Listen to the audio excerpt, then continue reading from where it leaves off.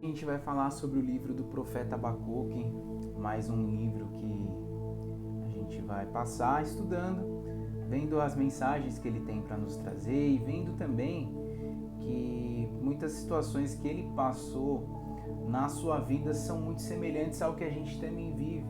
É um livro de 3 capítulos, algumas citações muito conhecidas, outras nem tanto, mas com uma grande mensagem. Um livro que foi escrito entre 606 a 604 a.C., tem um público-alvo de Judá ali, uma mensagem de conserto, uma mensagem de esperança.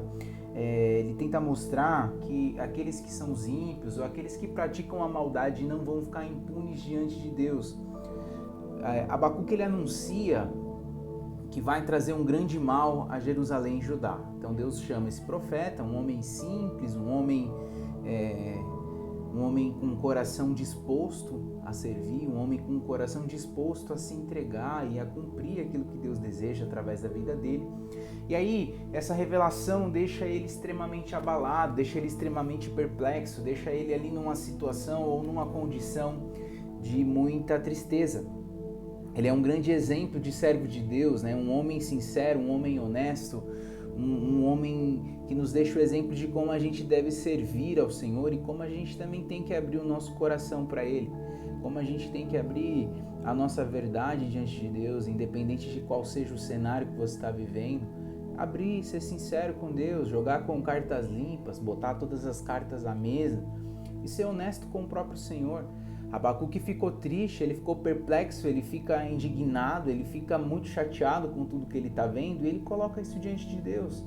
E muitas vezes a gente também se sente assim, a gente sente uma insatisfação, a gente sente uma insegurança, a gente fica chateado com algo, a gente não está bem e a gente não pode esconder isso de Deus, mas muitas vezes a gente tenta. Muitas vezes a gente tenta maquiar nossas emoções, os nossos sentimentos, muitas vezes a gente tenta de alguma forma esconder a nossa verdade, esconder aquilo que a gente está vivendo. E não adianta, Deus sabe do teu coração, Deus sabe do que a gente vive, Deus sabe do que a gente pensa, Deus sabe ainda daquelas palavras ou pensamentos que a gente ainda nem teve. Então, de que vale, né, esconder a minha verdade de Deus? De que vale fingir que está tudo bem? De que vale fingir que está tudo certo? Para quê? Então Abacuque vive esse conflito, ele coloca isso diante de Deus. Então é necessário que haja em nós disposição para viver a vontade de Deus do jeito que ela é, o que ela vai nos proporcionar ou não, até mesmo aquilo que ela vai nos tirar, porque sim, é muito provável que a vontade de Deus também nos tire algo que custe para nós. É muito provável que a vontade de Deus tire algo que nos custe, que exija sacrifício de nós. A gente tem estudado a Bíblia aqui desde o começo do ano, a gente tem visto desde Gênesis até o livro de Apocalipse, a gente vai ver que todos os passos, todos os sacrifícios com Deus, todas as vontades do Senhor envolvem sacrifícios. O reino de Deus é um reino sacrificial, então a gente vai ter sempre à nossa frente um sacrifício a ser feito, seja ele de situações, de lugares, até mesmo das nossas vontades. Deus sempre vai colocar diante de nós um sacrifício. E qual que é a nossa resposta? A vontade de Deus é boa, perfeita e agradável, todos nós queremos viver, mas será que há em nós disposição para enfrentar os sacrifícios que são necessários para isso? Então Abacuque está diante desse conflito. Eu creio que não é diferente na minha e na tua vida também. E a gente precisa dar uma resposta, a gente precisa ser verdadeiro com Deus. Muitas vezes a gente adia situações ou deixa que problemas vão se criando, vão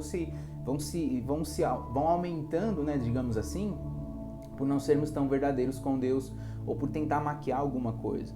Então, quando isso acontece, quando a gente entende, né, que as nossas disposições para viver a vontade de Deus exigem um sacrifício, isso vai glorificar o nome do próprio Deus. E é algo que eu aprendo muito, sou influenciado quando eu leio essa palavra, porque independente de qual seja o cenário que a gente vive, a gente precisa crer que Deus está no controle de todas as coisas.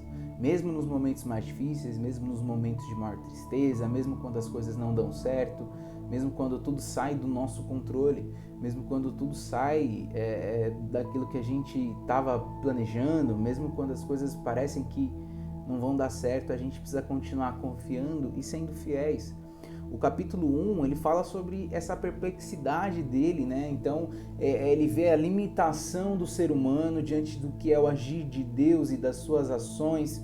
O Senhor envia os babilônicos aqui nesse capítulo 1 para destruir a cidade de Jerusalém, de Judá.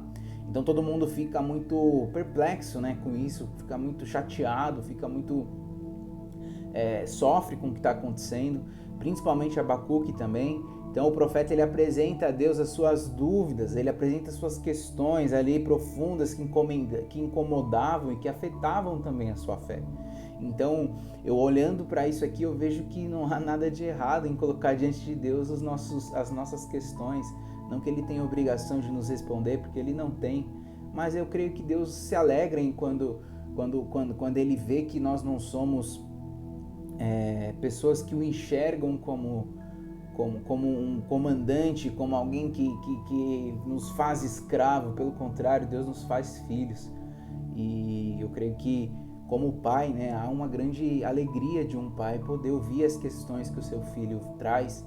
Não que necessariamente ele seja obrigado a responder, mas ele entende e cria ali uma relação de confiança, de maturidade. E eu creio que Deus se alegra com isso também. Então, Abacuque, a gente aqui está nos ensinando a ser sinceros com o Senhor, colocar o nosso coração diante dele e falar com ele sobre os nossos segredos. Então ele traz assim, no capítulo 1, versículo 13, ele diz assim: porque me fazes ver a injustiça e contemplar a maldade? A destruição e a violência estão diante de mim, e a luta e conflito por todo lado. Por isso a lei se enfraquece e a justiça nunca prevalece.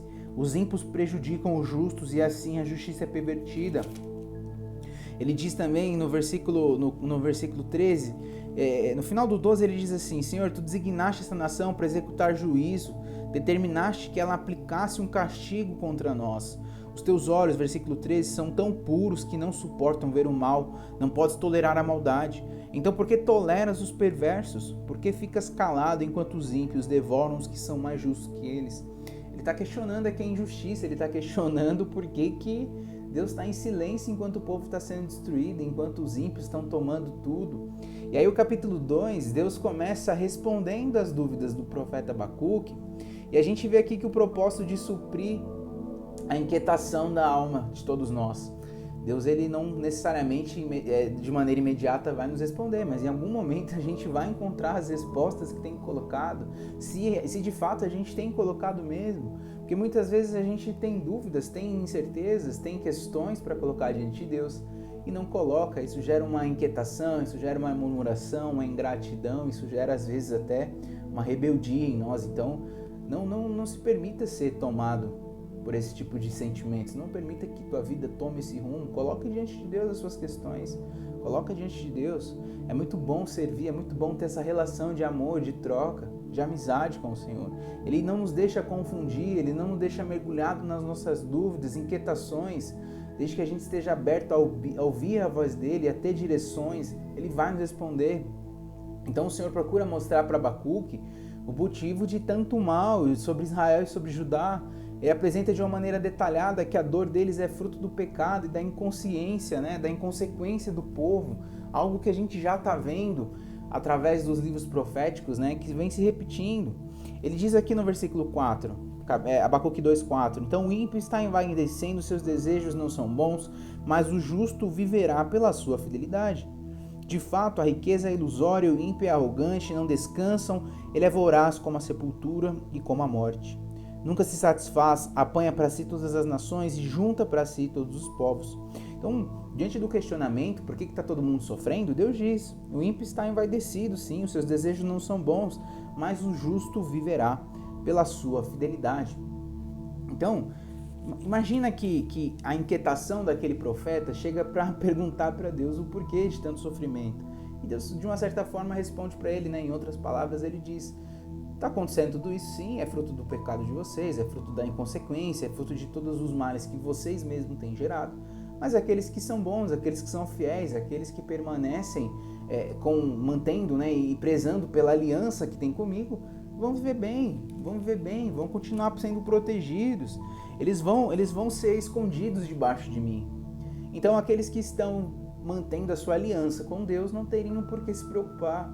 E assim é também nos nossos dias, ainda que o cenário seja ruim, quem tem aliança com Deus sabe que vai passar assim, por dificuldades, mas que não vai estar sozinho. Ele diz no versículo 9, aí daquele que obtém lucros injustos para a sua casa, para pôr o seu ninho no alto e escapar das garras do mal. Você trama a ruína de muitos povos, envergonhando a sua própria casa e pecando contra a sua própria vida. Versículo 13 diz que acaso não vem do Senhor dos Exércitos, que o trabalho dos povos seja só para satisfazer o fogo e que as nações se afadiguem em vão? Mas a terra se encherá do conhecimento da glória do Senhor, como as águas cobrem o mar. Versículo 14. E aí daquele que dá bebida ao seu próximo, misturando-a com sua raiva, até que ele fique bêbado para lhe contemplar a nudez ou a vergonha. A gente lembra da história de Noé, né, que passou ali por uma embriaguez e tal, e seus filhos viram a sua nudez. A gente viu o quanto isso irritou ao Senhor e gerou grandes consequências para ele. Mas ele diz que a terra se encherá do conhecimento da glória de Deus, como as águas enchem o mar. Então, há esperança aqui diante de todo esse cenário, diante de toda essa confusão, de toda essa inquietação que o profeta Abacuque coloca diante de Deus. Deus o responde com uma resposta de esperança, que os dias bons virão e que a terra vai se encher da glória de Deus.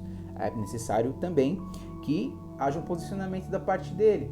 E aí no capítulo 3, no último capítulo do livro, a gente vê que ao entender o que o Deus tinha para fazer e falar, ao colocar suas questões diante de Deus, ele entende, ele muda a sua opinião, ele muda a sua visão. Isso é importante aqui, eu quero deixar isso como um aprendizado. Quando ele coloca diante de Deus as suas questões, quando ele coloca diante de Deus todas as suas inquietações, ele ouve uma resposta, ele aprende algo e ele muda a visão dele. Ao mudar a visão, ele muda também a sua postura, a sua conduta. Então a gente tira algumas lições para a nossa vida sobre o agir de Deus. Ele começa com oração no capítulo aqui. No começo do livro, por exemplo, mostra que ele não compreende porque Deus permite algumas coisas em nossas vidas. No capítulo 2, o Senhor responde, conversa com ele, traz um consolo para sua alma. E depois de ter o entendimento aberto, o Abacuque começa a mudar então a sua rotina. Ele muda a sua oração, ele muda a sua atitude. Agora a sua oração apresenta um tom de gratidão, um tom de louvor.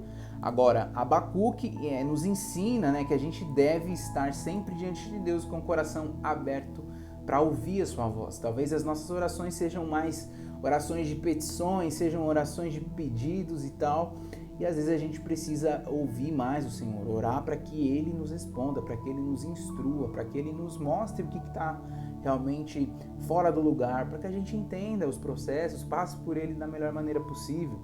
Então Abacuque nos ensina a ouvir a voz de Deus. Ele ministra uma canção de adoração, ele declara que o Senhor, embora que dê tudo errado, nada prospere, ele ainda vai continuar ali servindo ao Senhor, ali buscando ao Senhor. O capítulo 3 é muito conhecido, Ele fala aqui no versículo 2, Senhor, ouvi falar da tua fama, tremo diante dos teus atos, realiza de novo em nossa época as mesmas obras, faz-as conhecidas em nosso tempo, em tua ira, lembra-te da tua misericórdia também. Sua glória cobre os céus e o seu louvor enche a terra.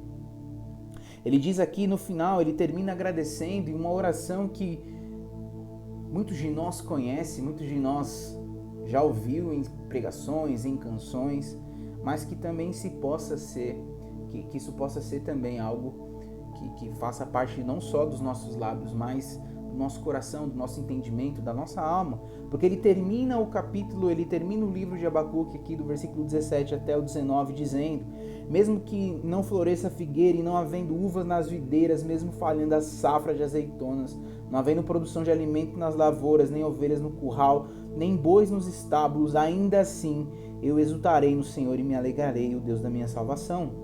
O Senhor, o soberano, é minha força, e Ele faz os meus pés como o do servo, faz-me andar em lugares altos, para o mestre de música, para os meus instrumentos de corda. Ou seja, ele dá uma instrução que era uma canção.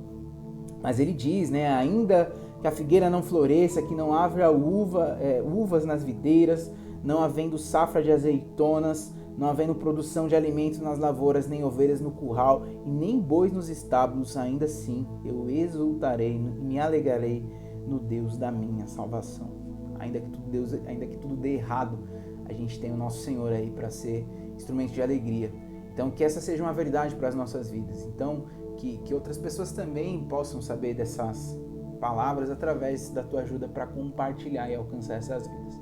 Eu espero que essa palavra penetre o teu coração e traga transformação, frutos para a tua vida. Seja sincero, verdadeiro com Deus. Não deixe que as suas questões virem uma inquietação, virem uma rebeldia, virem algo que afaste os propósitos de Deus para a tua vida. Coloque diante de Deus, seja sincero, seja verdadeiro com Ele. Viva cada fase que Deus está permitindo, seja ela fase boa ou ruim. Aproveite o melhor que Deus tem para te ensinar nesse momento. E ainda que nada dê certo, ainda que nada seja como o que a gente esperava, que a gente possa se alegrar, como diz aqui, né? Ainda assim exultarei no Senhor e me alegrarei no Deus da minha salvação. Abacuque 3,18. Deus abençoe teu dia, que você fique na paz e com o amor de Cristo.